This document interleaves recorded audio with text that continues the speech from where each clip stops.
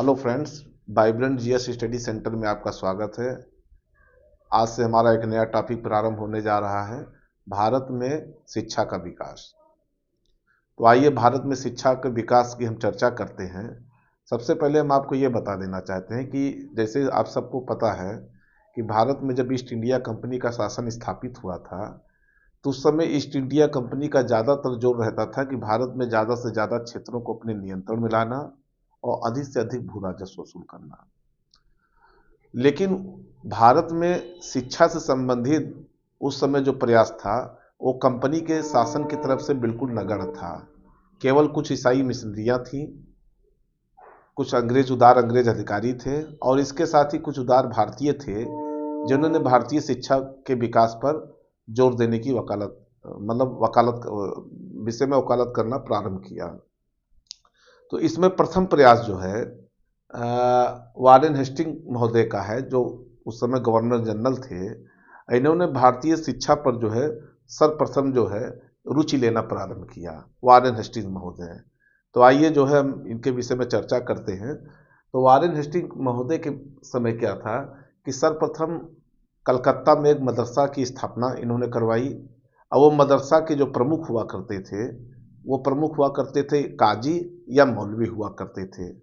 और उस मदरसे में जो शिक्षा दी जाती थी, वो शिक्षा जो है अंग्रेजी में ना हो करके या तो अरबी भाषा में हुआ करता था या तो फारसी में, और उसके बाद वहाँ मुस्लिम कानून पढ़ाए जाते थे। तो कंपनी का ये मानना था कि अगर यहाँ से जो पढ़े लिखे वर्ग तैयार होगा, वो कंपनी के लिए एक दुभाषीय का काम भी करेगा।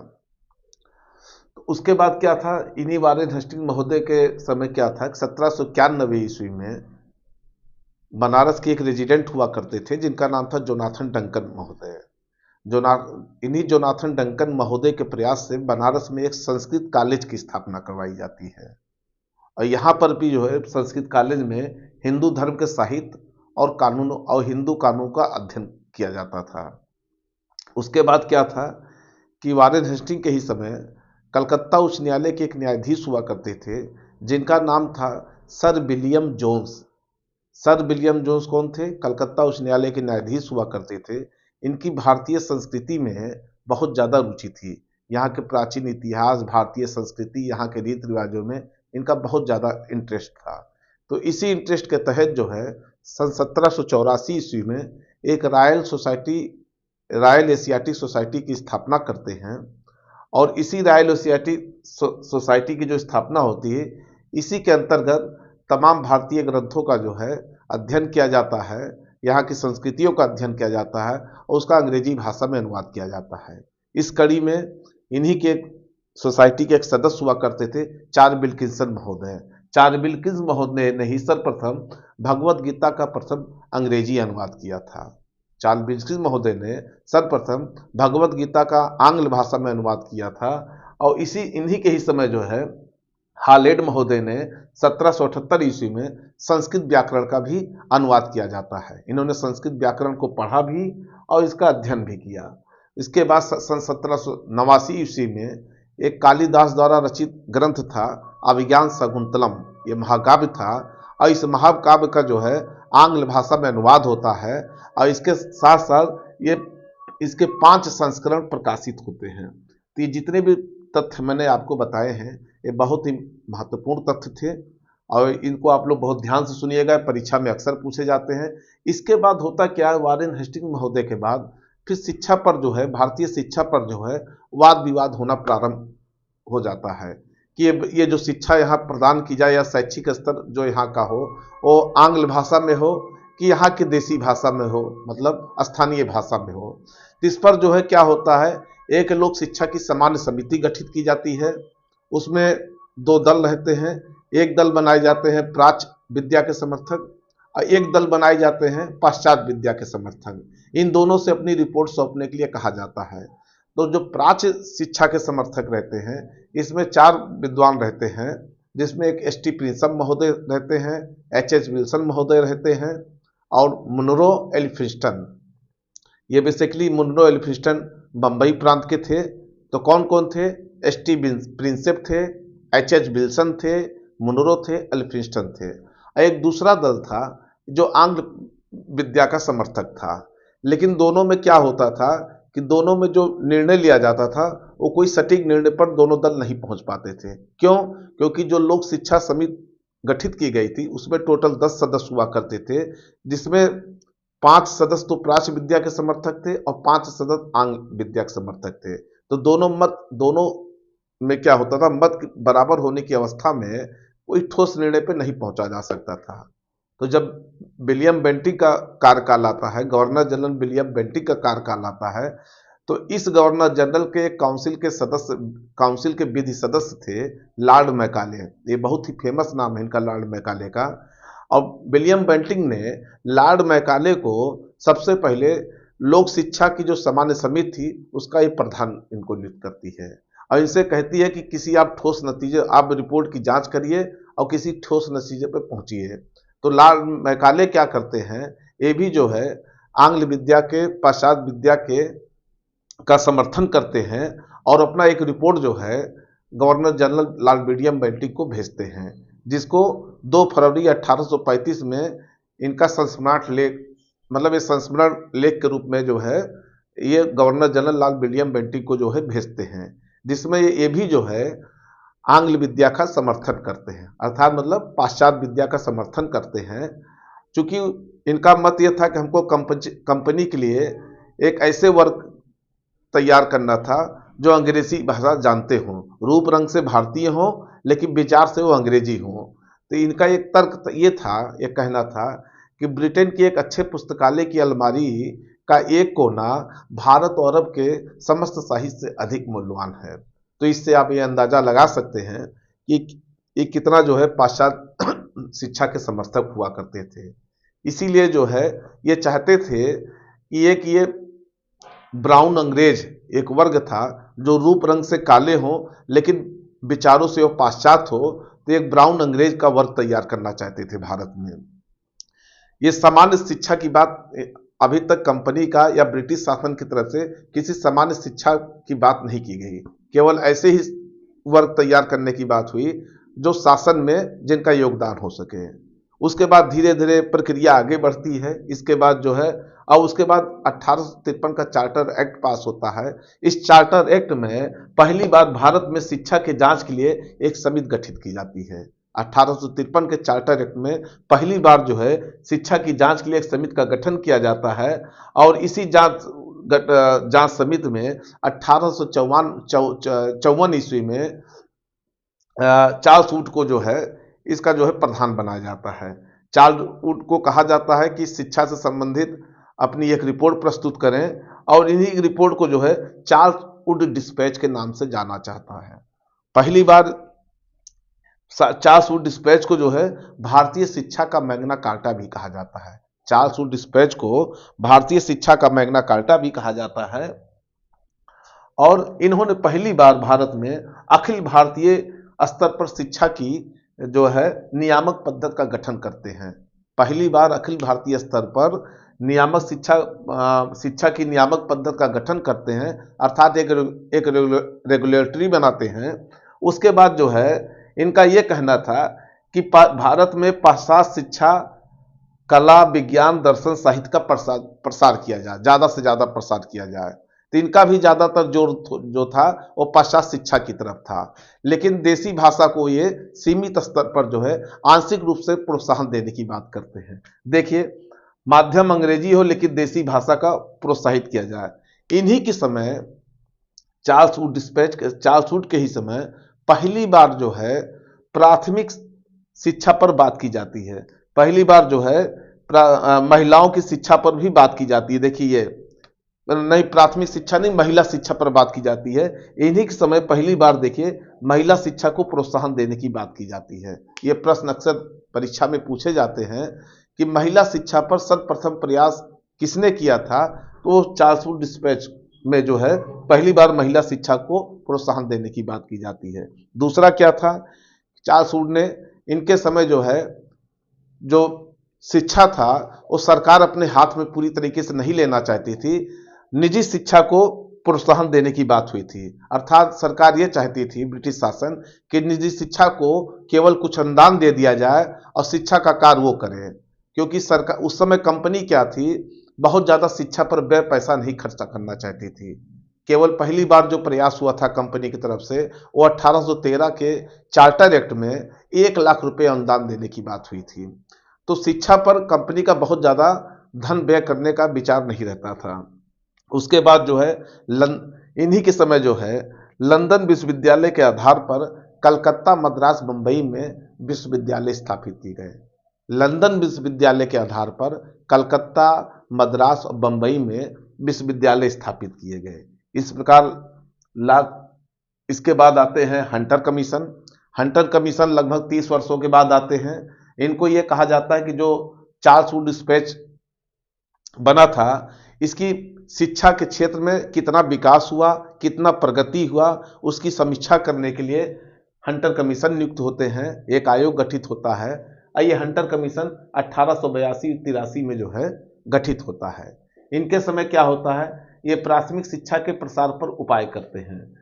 पहले तक क्या था कि प्राथमिक शिक्षा खोलने की बात तो हुई थी, लेकिन इन्होंने क्या किया कि प्राथमिक शिक्षा को जो है और अधिक से अधिक जो है खोले जाएं भारत में।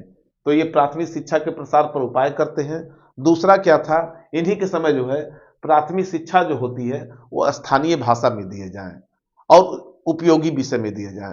प्राथमिक शिक्षा स्थानीय भाषा में दिया जाए और उपयोगी विषय में दिया जाए। इसके बाद क्या करते हैं, उच्च शिक्षा के संचालन के लिए सरकार को हट जाना चाहिए। मतलब ये इनका भी मानना था कि उस शिक्षा के संचालन के लिए सरकार को बहुत ज़्यादा हस्तक्षेप नहीं करना चाहिए। जैसे पहले वुड डिस्पैच में क्या था कि अनुदान देने की बात होती है, ये भी जो है अनुदान देने की ही बात करते हैं और सरकार को कहते हैं कि सरकार इसमें ज़्यादा नियंत्रण स्थापित ना करे।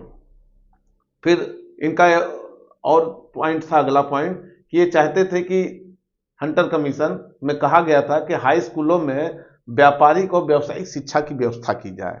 हाई स्कूलों में व्यापारिक और व्यावसायिक शिक्षा की व्यवस्था की जाए।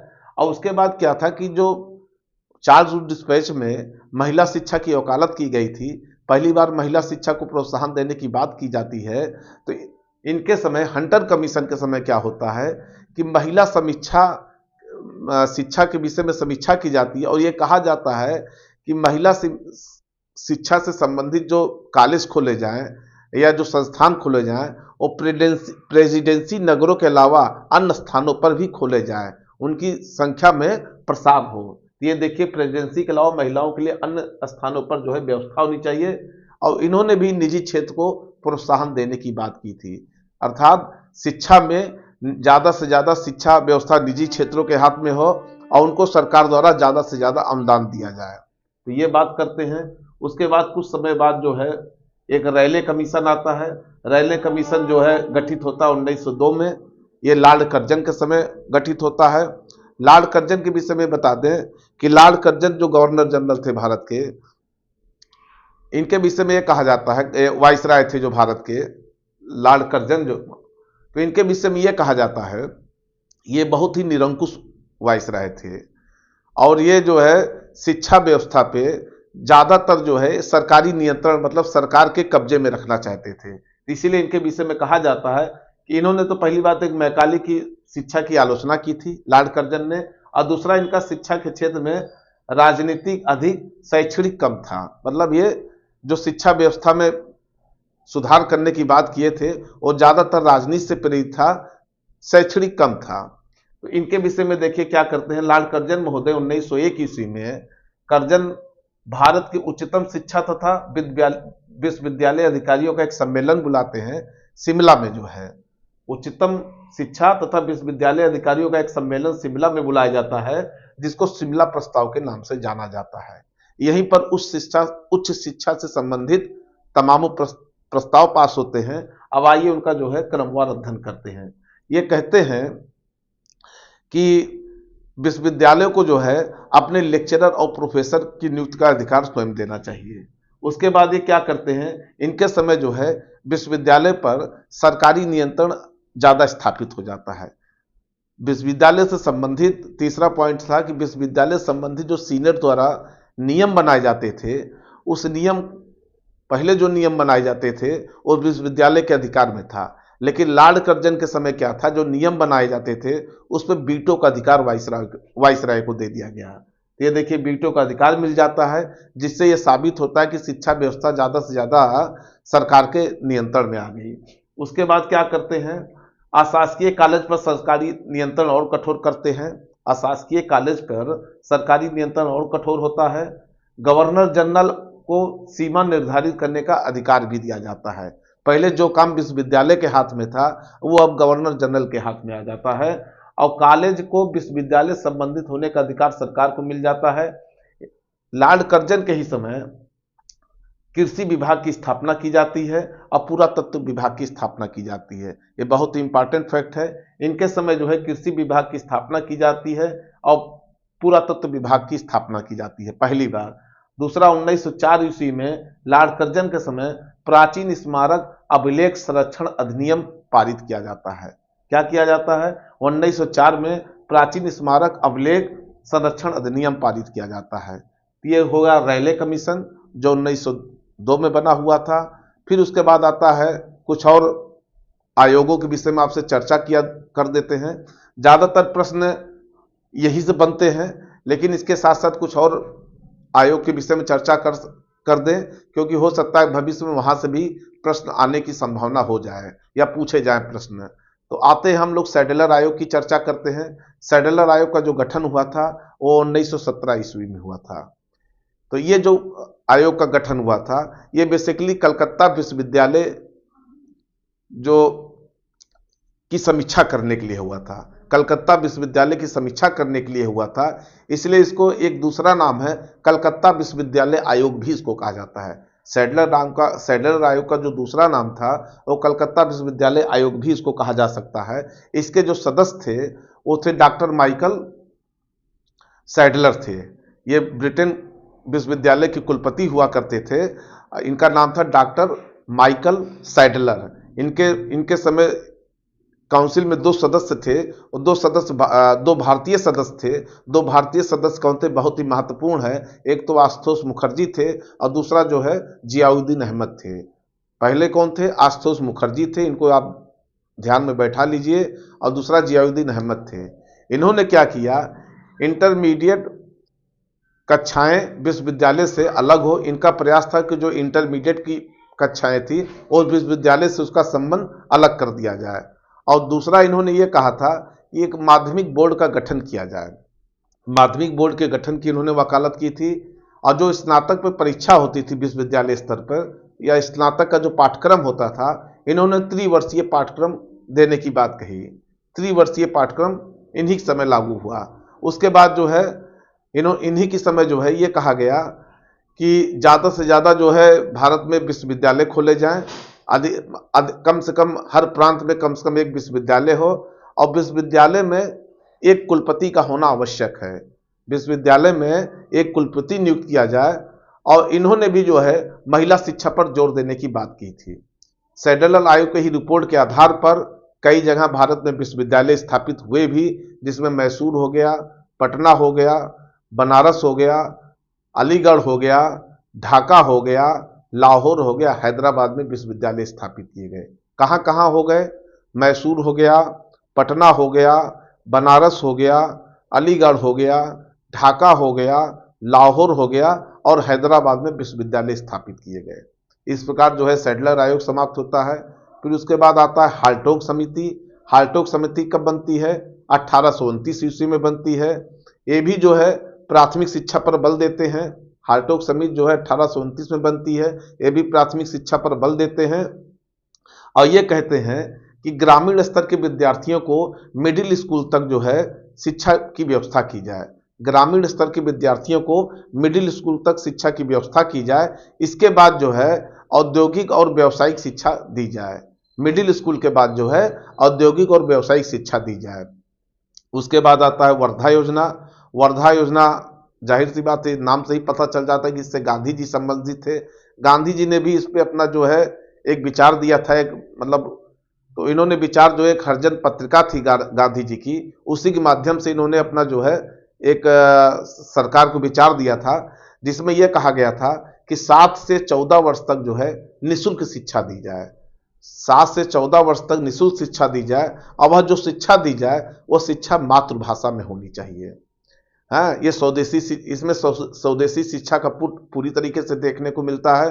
फिर उसके बाद 1944 ईस्वी में सार्जेंट योजना बनता है। ये शिक्षा सलाहकार रहते हैं, सार्जेंट महोदय एक शिक्षा सलाहकार थे। इन्होंने शिक्षा के संबंध में बात किया था कि देश में प्रारंभिक विद्यालय, देश में प्राथमिक विद्यालय और उच्चतम विद्यालय या उच्च विद्यालय, उच्च माध्यमिक विद्यालय स्थापित किए जाएं। और उसके बाद जो है इन्होंने दूसरा पॉइंट यह रखा था कि 6 से 11 वर्ष तक के बच्चों को निःशुल्क शिक्षा दी जाए। 6 से 11 वर्ष तक के बच्चों को निःशुल्क शिक्षा दी जाए, जिसमें बालक और बालिकाएं हों। तो इस प्रकार से जो है शिक्षा से संबंधित जितनी भी महत्वपूर्ण बातें थी वो मैंने आपको बता दिया, जो कि परीक्षा में यहाँ से आने की ज़्यादा संभावना है। कुछ आपको जो है 2-3 पॉइंट के विषय में और आपसे चर्चा कर दिए कि राष्ट्रीय स्तर पर जो है शिक्षा के क्षेत्र में जो पहला प्रयास होता है वो 8 नवंबर 1905 ईस्वी को होता है, और रंगपुर में एक नेशनल कॉलेज की स्थापना की जाती है। रंगपुर में एक नेशनल कॉलेज की स्थापना की जाती है, और उसके बाद जो है 1906 ईस्वी में पहली बार एक राष्ट्रीय शिक्षा परिषद का गठन किया जाता है। ये भारतीयों की तरफ से प्रयास रहता है। वो पहली बार 1906 ईस्वी में एक राष्ट्रीय शिक्षा परिषद का गठन किया जाता है। एक डी.के. कर्वे महोदय थे, ये भी बहुत इंपॉर्टेंट तथ्य है, अक्सर परीक्षा में पूछे जाते हैं। डी.के. कर्वे महोदय के सहयोग से बंबई में पहली बार एक महिला विश्वविद्यालय की स्थापना की जाती है। डी.के. कर्वे के सहयोग से बंबई में पहली बार महिला विश्वविद्यालय की स्थापना की जाती है। और इसके बाद एक महत्वपूर्ण तथ्य और है, 1884 ईस्वी में एक डेक्कन एजुकेशनल सोसाइटी की स्थापना होती है। डेक्कन एजुकेशनल सोसाइटी के जो संस्थापक सदस्य हुआ थे वो 4 थे, जिसमें बी.के. चिपुलकर थे, बी.के. चिपुलकर कह दीजिए, और बी.जी. तिलक थे अर्थात बाल गंगाधर तिलक, और गोपाल गणेश आयंकर थे तीसरे सदस्य कौन थे? गोपाल गणेश आयंकर। और चौथे सदस्य थे एम.बी. नाम जोशी, ये चौथे सदस्य थे। इस प्रकार जो है आज जो है भारत में आज के टॉपिक में भारत का शिक्षा का विकास का टॉपिक खत्म होता है। ये जितने भी पॉइंट हमने आपको आज चर्चा किया है, बताया है, जितने भी बिंदुओं को बताया है, इसको आप लोग बार बार देखिए, यहाँ से देखिएगा। अगर शिक्षा से टॉपिक से संबंधित क्वेश्चन परीक्षा में आएगा तो यहाँ से आपको जरूर क्वेश्चन कहीं ना कहीं से देखिएगा, आपको मिलेगा। इसलिए इसको बार बार सुनिएगा, बहुत ही महत्वपूर्ण टॉपिक था। अब कल हम जो है भारत में समाचार पत्रों का विकास, उससे संबंधित विषय पर चर्चा करेंगे। धन्यवाद।